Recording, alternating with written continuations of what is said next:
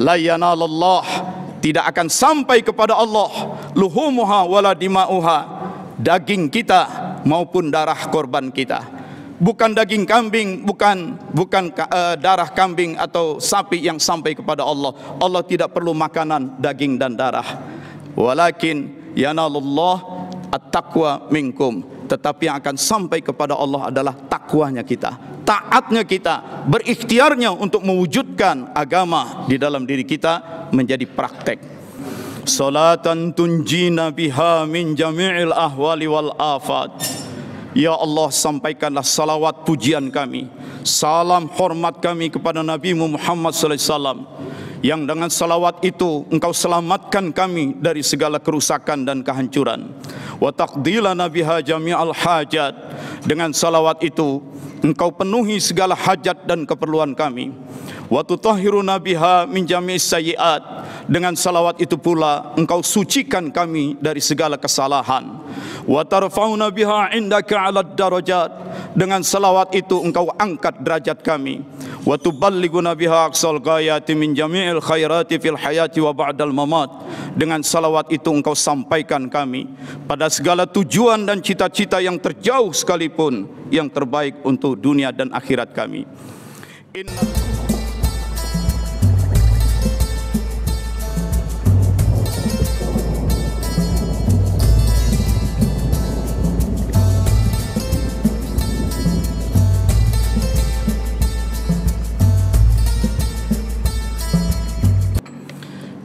Alhamdulillah,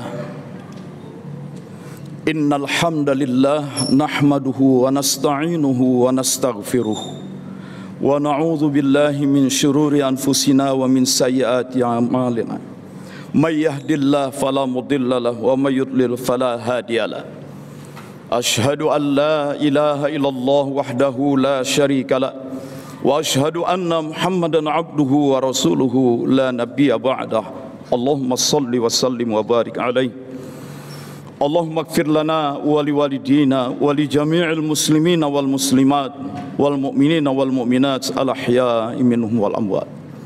Ibadallah, ittaqullaha haqqa tuqatih wa la tamutunna illa wa antum muslimun.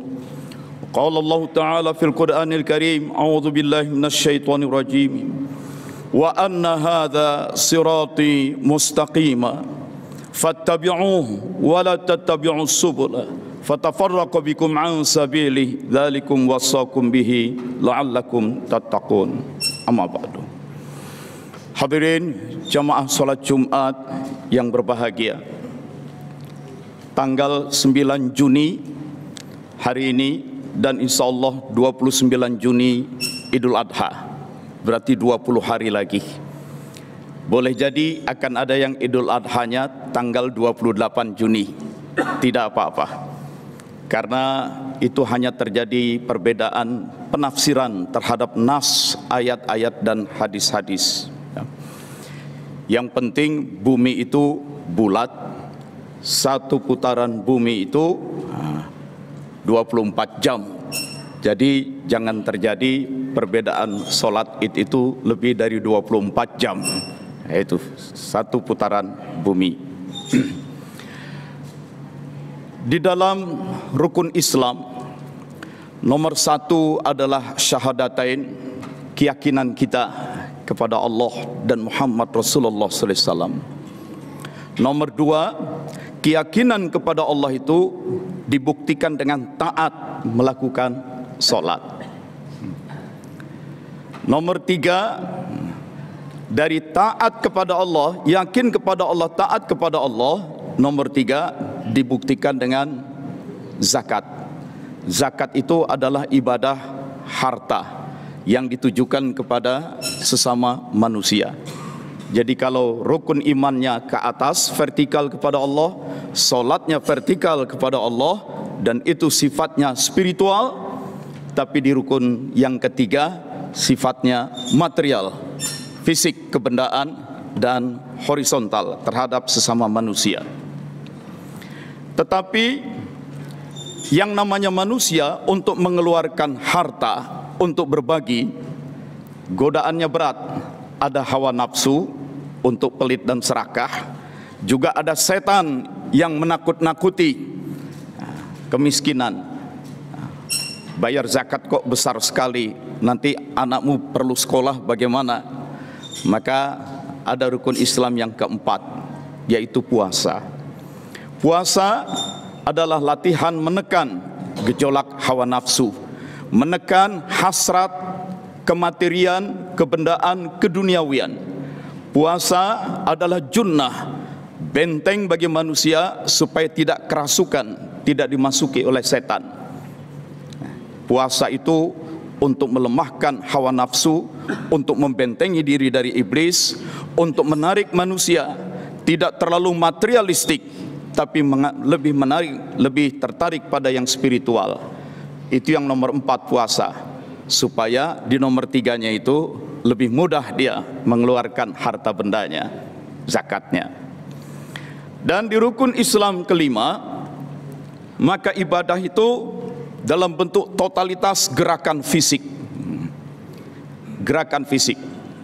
Orang harus menyiapkan tabungan ongkos jauh-jauh hari. Bahkan dari Indonesia yang ONH itu, ONH biasa, sampai ada yang dapat gilirannya nanti 30 tahun. Sekarang daftar, ya. Punya uang mumpung masih muda, daftar. Boleh jadi baru bisa berangkat 30 tahun yang akan datang. Karena yang namanya Makkah, kota itu tidak bisa diperbesar. Wukuf di Arafah, Arafah tidak bisa diperluas. Ya, Musdalifah, Mina, wilayahnya juga tidak bisa diperluas. Maksimum ya seperti yang sekarang ini, 3,5 juta orang itu sudah maksimum. Mau tidak mau antri. Karena di seluruh dunia ini umat Islam penduduknya makin banyak. 1/4 dari penduduk dunia, 25% hampir dari penduduk dunia adalah muslim. Dan muslim-muslim di seluruh dunia itu adalah muslim yang makin hari tingkat kesejahteraannya meningkat. Makin banyak yang berpendidikan, makin kaya, makin banyak yang ingin berhaji. Sementara tempat berhajinya sempit, maka antrian jadi panjang. Yang menarik dalam ibadah haji, para ulama fikih pun katakan, tidak ada satupun bacaan yang wajib dalam ibadah haji. Ya. Ada banyak tuntunan-tuntunan dalam tawaf dan segala macam, itu tidak dinyatakan sebagai bacaan wajib. Menjadi sunnah-sunnah saja. Lalu apa yang paling menentukan dalam ibadah haji kalau bukan bacaan, kalau bukan mulut? Action, tindakan. Maka berhaji adalah jalan, tawaf. Berhaji adalah sa'i, jalan. Berhaji adalah ke Mekah, ke Arafah, wukuf. Berhaji adalah jalan kaki ke Musdalifah, ke Mina, melontar jamrah. Action. Itu. Dari 5 rukun Islam itu, syahadatain, masalah keimanan kepada Allah sangat ditekankan. Kita ajarkan kepada anak-anak kita sejak kecil. Begitu juga rukun Islam kedua, salat. Begitu juga rukun Islam yang keempat, puasa. Sangat ditekankan di keluarga. Begitu juga rukun Islam kelima. Karena suasananya menghebohkan, kita dari kecil sudah sering diajak acara walimatus safar, sudah diajak berbincang tentang sanak famili yang akan berhaji. Nah, yang paling kurang dibincangkan di keluarga adalah rukun Islam ketiga, yaitu zakat. Jadi kalau soal salat, syahadatain dan salat, kita dari kecil faham banget. Kalau soal puasa dan haji, kita dari kecil faham banget. Tapi di urusan zakat, itu banyak orang tidak faham. Zakat adalah istilah dari salah satu istilah dari sedekah. Sedekah itu sedekah. Sedekah itu artinya membenarkan. Membenarkan apa? Membenarkan janji Allah dan Rasulnya. Kalau kau iman, kau meyakini kebenaran ajaran Allah, ajaran Rasulullah, kau mengimani, buktikan. Kau membenarkan perintah Allah dan Rasulnya, benarkan, buktikan pembenaran itu. Sedekah, membenarkannya itu dengan bersedekah. Itu sedekah itu adalah pembenaran. Pembenaran atas apa yang kita yakini benar. Itu makna sedekah. Bagaimana bentuk sedekah?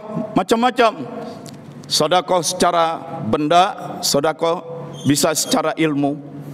Ada orang yang Senin sampai Jumat kerja sebagai akuntan. Hari Sabtu dia bekerja di panti asuhan. Ngapain?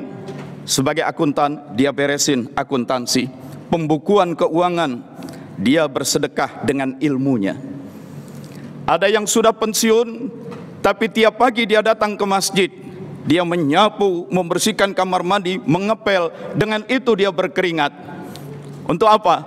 Saya berolahraga dan saya bersedekah dengan tenaga saya untuk kebersihan masjid. Sedekah bisa dengan ilmu, sedekah bisa dengan fisik, tenaga. Bahkan senyummu di hadapan saudaramu, tabassamuka fi wajhi akhika, kamu senyum kepada orang di sekitarmu, itu saja merupakan sedekah bagi kamu. Jadi sedekah bisa macam-macam. Nah, yang kedua, pengertian infak. Kalau kita ke Arab, kita tahu yang namanya nafak. Non fa qaf, nafak. Nafak itu artinya terowongan, kanal. Jadi Mekah yang seperti lembah dikelilingi gunung-gunung, ada dibuat terowongan-terowongan untuk memudahkan orang dan barang, lalu lintas orang dan barang keluar masuk. Terowongan itu nafak. Saya pun kalau sedang di sana naik taksi dari Masjidil Haram, sopirnya tanya, di mana? Mau ke hotel mana? Saya jawab, indan nafak, ke dekat terowongan. Itu. Dari kata nafak, terowongan, kanal, maka muncul istilah anfaqo. Anfaqo itu artinya membuat terowongan, lebih tepatnya menyalurkan. Jadi nafak itu saluran, nafak itu kanal, nafak itu terowongan. Halaman rumah kita banjir, air tergenang saat hujan, karena air tidak bisa pergi. Maka kita ambil linggis, kita ambil bor, kita bikin lubang di bawah tembok pagar, tembus ke got yang ada di balik pagar. Maka kita membuat saluran, kita membuat terowongan supaya air bisa lewat. Tindakan itu namanya anfaqoh, menerowongkan, menyalurkan, itu ya, melakukan kanalisasi.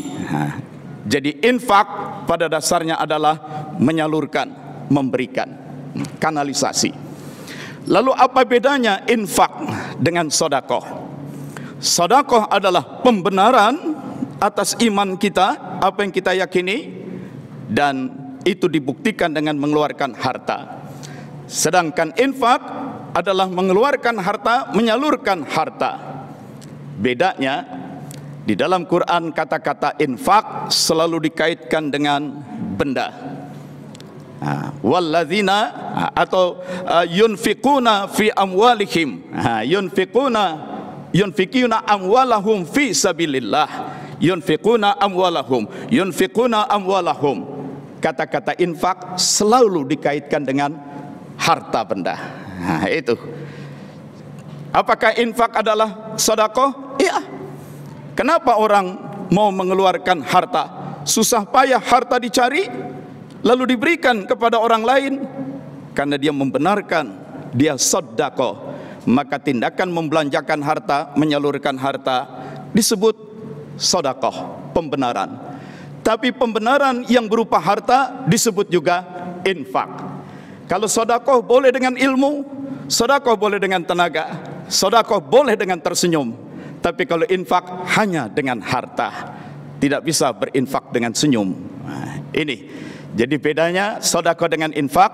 Infak itu sebenarnya sedekah, tindakan membenarkan ajaran Allah, tapi berupa benda. Karena itu juga jangan heran, kata-kata infak sering disebut juga dengan sedekah. Sedekah disebut juga dengan infak. Nah, ini orang suka bikin bingung. Ya, sedekah adalah pembenaran, infak membenarkan dengan membelanjakan harta. Itu. Yang ketiga, pada dasarnya bersedekah itu wajib. Pada dasarnya berinfak itu wajib. Sebagai bukti bahwa dia membenarkan apa yang dia yakini. Tapi kalau diwajibkan, kalau ditanya apa dalil wajibnya sedekah? Ayat Quran, khudz min amwalihim shadaqatan. Ambillah dari sebagian harta mereka sedekahnya. Ambillah. Pesan ambillah, maka orang bersedekah, berinfak, boleh jadi dengan inisiatif pribadi, boleh jadi dengan kerelaan pribadi. Tapi sedekah dan infak bisa terjadi karena dipaksakan oleh pihak lain. Siapa yang memiliki daya paksa yang sah, itulah negara. Maka ayat itu lebih ditujukan kepada pemerintah atau negara, ya. Khudz min amwalihim shadaqatan. Ambil dari sebagian harta mereka sedekahnya. Sedekah itu wajib. Kalau betul dia beriman kepada Allah, dia membenarkan keyakinannya, buktikan dengan memberikan sebagian harta yang dia cintai. Lalu orang bertanya, kalau sedekah itu wajib, minimalnya berapa? Nah, minimalnya sedekah itulah yang disebut dengan zakat. Karena itu ayat-ayat Quran, di dalam Quran sering memaksudkan zakat, tapi yang digunakan istilahnya adalah sedekah. Misalnya dalam surat At-Taubah ayat 60, innamas sadaqat lil fuqara wal masakin, tentang pembagian zakat 8 asnaf. Bunyi ayatnya, innamas sadaqat, sesungguhnya sedekah itu. Khudz min amwalihim shadaqatan, ambillah dari sebagian harta mereka sebagai sedekahnya. Wah, ini sedekah yang bisa dipaksakan. Iya, berapa minimalnya? Minimalnya zakat. Maka sedekah pada ayat itu dimaksudkan adalah zakat. Jadi sedekah adalah pembenaran, membenarkan dan dibuktikan dengan memberikan kebaikan kepada orang lain. Infak adalah sedekah tapi berupa harta. Sedekah dan infak pada dasarnya wajib. Nah, kalau wajib minimalnya berapa? Minimalnya adalah zakat. Dan zakat adalah bentuk sedekah dan infak yang minimal dan serba tertentu, serba tertentu. Tidak dari sembarangan dia diambil zakatnya. Zakat itu hanya terkena atas dua hal. Atas harta kita. Harta kita kena zakat. Badan kita kena zakat. Maka disebut zakatun nafs, zakat atas diri kita. Dan itu ditunaikan menjelang Idul Fitri. Maka disebut juga zakatul fitri. Dalam literatur bahasa Arab, kitab-kitab disebutnya zakatul fitri, sedekatul fitri. Zakat dan sedekah yang dibayarkan sebelum Idul Fitri. Cuma di Indonesia meleset jadi zakat fitrah, itu ya. Kalau di berbagai negara Arab disebutnya zakatul fitri, sedekatul fitri. Itu sedekah atas diri kita, zakat atas diri kita. Yang kedua, sedekah, infak, zakat atas harta kita, itu disebut zakatul mal.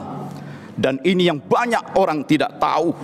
Orang taunya zakat cuma zakatul fitri menjelang Idul Fitri saja.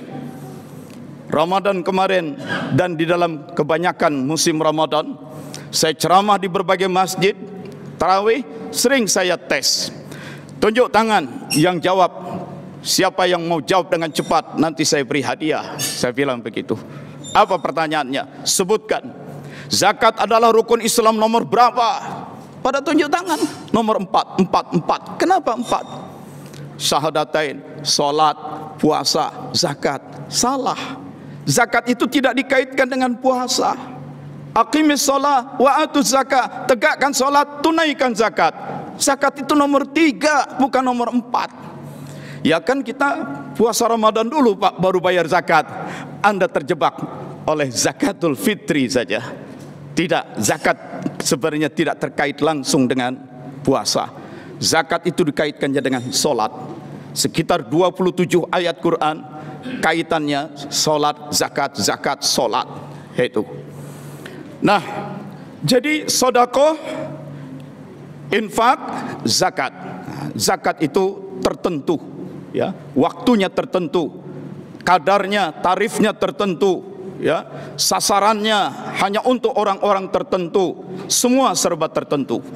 Tetapi ada jenis sedekah, jenis infak yang tidak tertentu, itulah wakaf.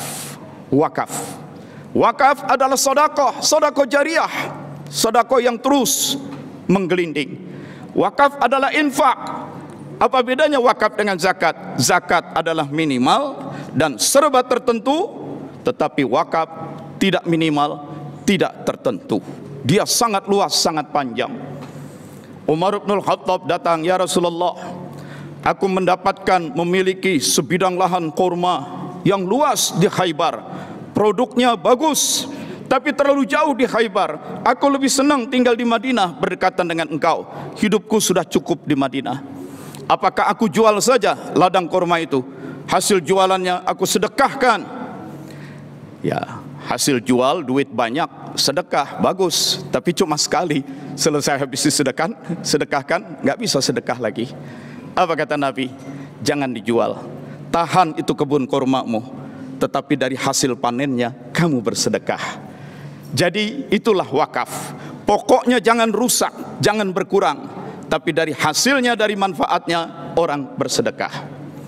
Nah, terakhir, yang masuk kategori sedekah, yang masuk kategori infak selain zakat, wakaf juga adalah kurban. Kurban itu jenis sedekah, itu jenis infak, itu adalah suatu bentuk pembenaran atas iman kita. Nah, maka kalau saat Idul Adha ada orang mampu berkorban tapi tidak berkorban, itu dibenci sekali oleh Rasulullah sallallahu alaihi wasallam. Korban berasal dari kata koruba. Koruba itu bermakna dekat, ya. Kata-kata koruba, kof, ro, ba, ya. Sebenarnya di bahasa Indonesia itu sudah familiar. Dari kata koruba, dekat, muncul istilah taqarrub, mendekatkan diri. Jadi kurban itu dekat, taqarrub untuk membuat orang dekat kepada Allah.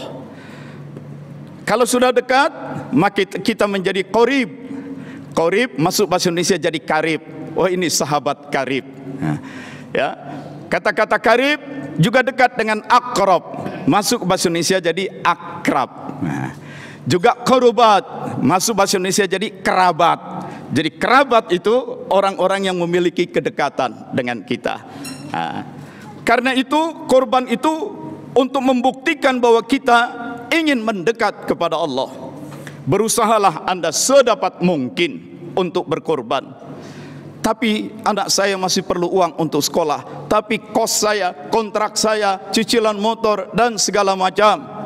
Upayakan. Jangan lupa rezeki dari Allah.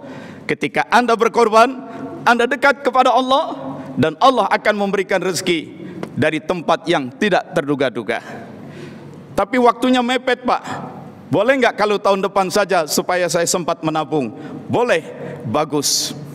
Kalau kita punya perencanaan keuangan, jauh-jauh hari kita nabung. Ini untuk sekolah anak, ini untuk cicilan rumah, ini untuk cicilan motor. Mana cicilan untuk haji? Haji rukun Islam. Mana cicilan untuk korban? Kita sering terlena untuk urusan-urusan keduniawian. Kita bikin perencanaan keuangan, kita menabung secara berdisiplin, kita siapkan cicilannya. Tetapi untuk urusan ibadah kita sering teledor. Kita tidak membuat cicilan, kita tidak menyiapkan tabungan, kita tidak membuatkan perencanaan. Ini keliru. Pak, saya pernah dulu masih awal-awal pernikahan, dari segala penghasilan saya, rasanya yang bisa disisakan hanya sekitar 25.000 saja. Maka 25.000 itu kami masukkan di kaleng susu, bekas kaleng susu anak, tabungan 25.000. Istri saya tanya, untuk apa? Untuk haji. Diketawain, nabung sebulan 25.000, kapan sampainya? Saya bilang, jangan bilang begitu. Kewajiban kita berniat dan berikhtiar. Kapan itu cukup dan berangkat? Soal berangkat tergantung izin Allah.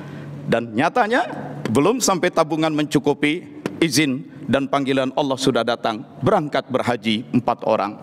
Oleh sebab itu, biasakanlah hidup dengan perencanaan. Selain ada cicilan-cicilan, tabungan-tabungan untuk urusan duniawi, siapkan untuk cicilan korban, siapkan untuk cicilan haji kita, karena itu adalah ibadah kita. Dan juga jangan lupa, salah satu sedekah itu adalah kita bertanggung jawab atas masjid, atas tempat yang kita pakai untuk sholat. Di Jogja ada masjid yang sangat baik pengelolaannya, Masjid Jogokarian.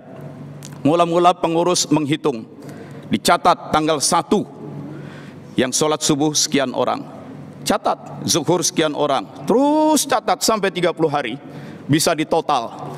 Berarti selama 1 bulan pemakaian sholat itu sebanyak 10.000 kali misalnya, ya, subuh sekian itu tiap hari. Nah, dalam 1 bulan pemakaian 10.000 kali. Ada jamaah di dekatnya yang memakainya sehari 5 kali. Nah, ada yang cuma orang kantoran numpang sholat di situ sehari cuma 2 kali, zuhur asar. Pokoknya pemakaian 10.000 kali. Dalam 1 bulan berapa pengurus masjid mengeluarkan uang untuk masjid itu? Bayar listrik, kemudian bayar petugas sampah, bayar beli karbol, beli sapu, kain pel, gaji merbot dan segala macam. Berarti total biaya masjid dalam 1 bulan adalah sekian. Pemakaiannya 10.000 kali. Berarti sekali orang memakai masjid itu untuk sholat berapa?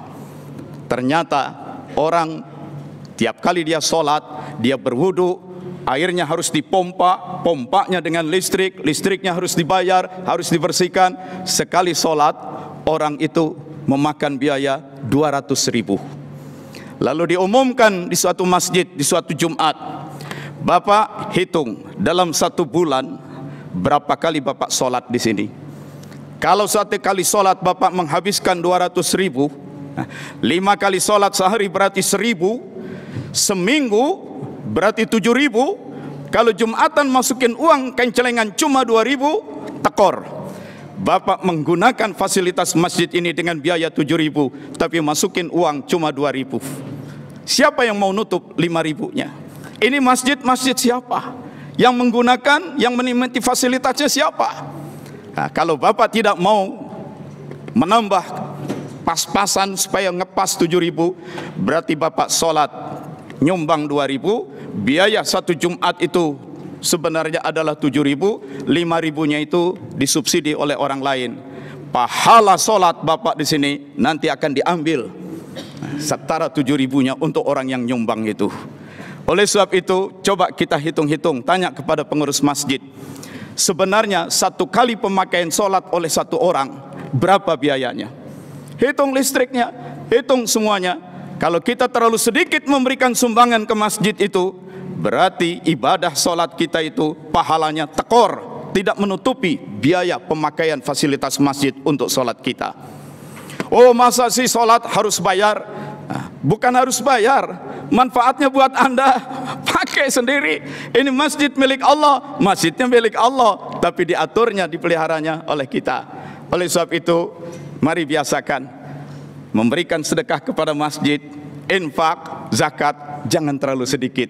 Salah-salah kita tekor, maka pahala ibadah kita di masjid itu dipotong untuk orang yang mensubsidi. Maka setelah dijelaskan demikian dengan hitungan-hitungan, jamaah masjid di sana tidak mau sedikit dalam bersedekah, banyak. Uang yang terkumpul banyak itu kemudian diatur sedemikian rupa. Didatangkanlah ustadz, mahasiswa, diberikan mereka gaji, anak-anak sekitar masjid ikut mengaji. Dan sekarang ini menjelang subuh, anak-anak sudah dibangunkan. Mereka mandi di rumah, pakai seragam dari rumah, masuk ke masjid, sholat subuh berjamaah. Selesai sholat subuh, mendapat pelajaran agama. Setelah itu mereka sarapan pagi, masjid yang menyediakan sarapan. Dan setelah itu mereka berangkat dari masjid ke sekolah masing-masing. Pulang dari sekolah, sore datang lagi ke masjid, mengaji, dapat bimbingan les pelajaran-pelajaran, dibimbing oleh para mahasiswa, mereka pun diberikan uang transport. Dan yang menarik, sampai-sampai pengurus berani, jamaah hilang sepatu, pengurus akan ganti. Jamaah hilang sepeda motor, pengurus akan ganti. Kenapa? Karena uang kas serba mencukupi. Lalu banyak lagi sedekah, maka pengurus membeli sawah. Hasil panen beras itu kemana? Untuk dimasak bagi musafir yang perlu makan di masjid. Berlebihan panen berasnya, sumbangkan kepada panti-panti asuhan. Nah, kalau bukan kita saling menolong terhadap sesama umat, siapa lagi? Akhirnya saya tutup.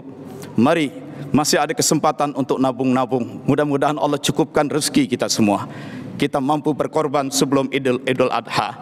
La yanalallah, tidak akan sampai kepada Allah luhumuha wala dima'uha, daging kita maupun darah korban kita. Bukan daging kambing, bukan darah kambing atau sapi yang sampai kepada Allah. Allah tidak perlu makanan daging dan darah. Walakin yanalullah at-taqwa minkum. Tetapi yang akan sampai kepada Allah adalah takwanya kita, taatnya kita, berikhtiarnya untuk mewujudkan agama di dalam diri kita menjadi praktek. Barakallahu li walakum. Semoga Allah memberikan keberkahan untuk saya dan anda semua. Wa nafa'ana minal ayatil Qur'an wa zikril hakim. Semoga Allah memberikan kemanfaatan dari ayat-ayat Quran yang kita kaji bersama. Fastaghfiruh, teruslah beristighfar memohon ampun kepada Allah. Innallaha huwal ghafurur rahim. Astagfirullah.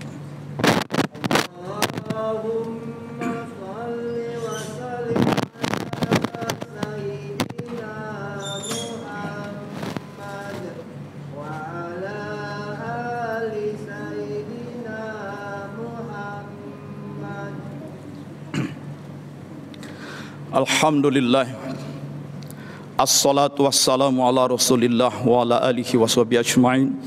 Asyhadu an la ilaha illallah wa asyhadu anna muhammadan abduhu wa rasuluh la nabiyya ba'dah. Allahumma salli wa sallim wa barik ala sayyidina Muhammad wa ala ali Muhammad kama sallaita ala Ibrahim wa ala ali Ibrahim fil alamina innaka hamidum majid. Ibadallah, ittaqullaha haqqa tuqati wa la tamutunna illa wa antum muslimun. Hadirin, pesan yang tidak boleh ditinggalkan oleh para khatib, ittaqullah, takwalah selalu kepada Allah. Dan ketakwaan kita wujudkan dengan salat, ketakwaan kita wujudkan sedekah, infak, zakat, wakaf dan berkorban. Nastaghfirullahalazim, nastaghfirullahalazim, nastaghfiruka ya arhamar rahimin. Allahumma salli wa sallim wa barik ala sayyidina Muhammadin wa ala alihi wa sahbihi ajma'in. Salatan tunjina biha min jami'il ahwali wal afat. Ya Allah, sampaikanlah salawat pujian kami, salam hormat kami kepada Nabi Muhammad sallallahu alaihi wasallam, yang dengan salawat itu engkau selamatkan kami dari segala kerusakan dan kehancuran. Wa taqdilana biha jami'al hajat. Dengan salawat itu engkau penuhi segala hajat dan keperluan kami. Wa tutahhiruna biha min jami'is sayyi'at. Dengan salawat itu pula engkau sucikan kami dari segala kesalahan. Wa tarfa'una biha indaka 'alad darajat. Dengan salawat itu engkau angkat derajat kami. Wa tuballighuna biha aqsal ghayati min jami'il khairati fil hayati wa ba'dal mamat. Dengan salawat itu engkau sampaikan kami pada segala tujuan dan cita-cita yang terjauh sekalipun, yang terbaik untuk dunia dan akhirat kami. Innal ladzina yubayyi'unaka innama yubayyi'una Allah yadullahi fawqa aydihim faman nakatha fa innama yanqusu ala nafsihi wa man awfa bima ada alaihi Allah fa sayu'tihi ajran 'azima. Allahumma a'inna ala dzikrika wa syukrika wa husni ibadatik. Rabbana anzilna munzalan mubaraka wa anta khairul munzilin. Rabbana iftah bainana wa baina qaumina bil haqqi wa anta khairul fatihin. Rabbana atina fid dunya hasanah wa fil akhirati hasanatan wa qina adzaban nar. Wa'tasimu bihablillah wa sallallahu ala sayyidina Muhammad wa ala alihi wa sahbihi ajma'in walhamdulillahi rabbil alamin. Ibadallah, innallaha ya'muru bil adli wal ihsani wa ita'i dzil qurba wa yanha 'anil fahsya'i wal munkari wal baghi ya'idzukum la'allakum tadhakkarun. Fadhkurullah wa aqimis shalah innas salata tanha 'anil fahsya'i wal munkar wa la dzikrullahi akbar wallahu ya'lamu ma tasna'un.